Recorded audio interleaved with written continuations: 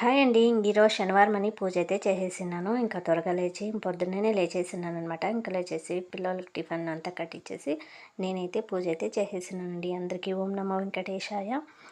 ఇప్పుడుండే రోజుల్లో తులసి చెట్టును కూడా తులసమ్మను కూడా అనుమానించే రోజులండి ఇవి. తులసి మొక్క కాదా అని అనుమానిస్తారనమాట.